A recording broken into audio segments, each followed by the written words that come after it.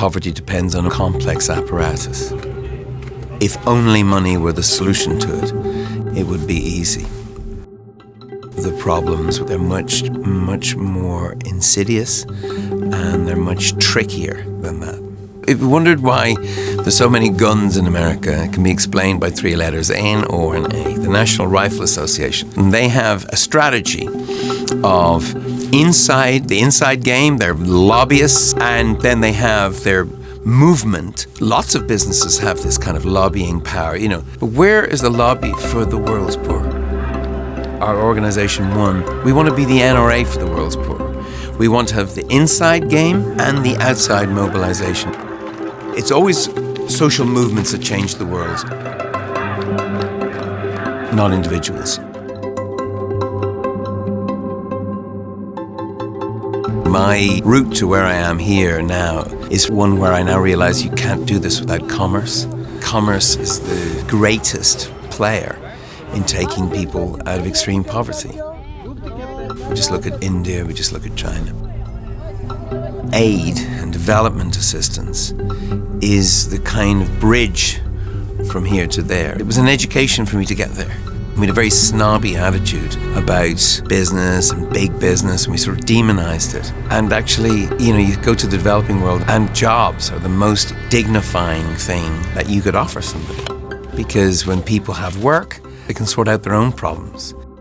I remember the legendary president of Ethiopia, Meles Zenawi, saying to me, he says, our farmers are the smartest entrepreneurs on the planet. And I said, well, why is that, Mr. President? He said, because if they weren't, they'd be dead. You start to understand the dignifying nature of business. Moving from street corners to corner shops to markets to the genius of farmers who've had to negotiate really difficult agriculture and have still prospered. I don't think we should bow down to capitalism. I'm not going to. Capitalism can be a monster if we let it be. But capitalism must and will take our instruction. And I think when it does, it's quite an engine and can be a force for good. And that's hard for me to say, coming from where I come from.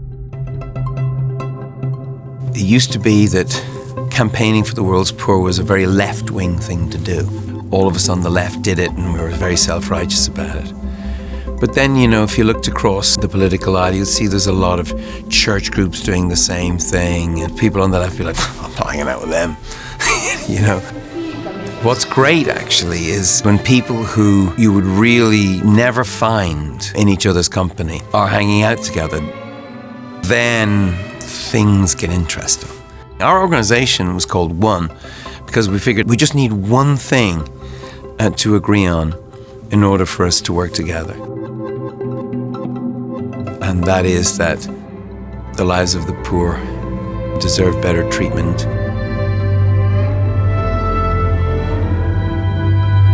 That's it.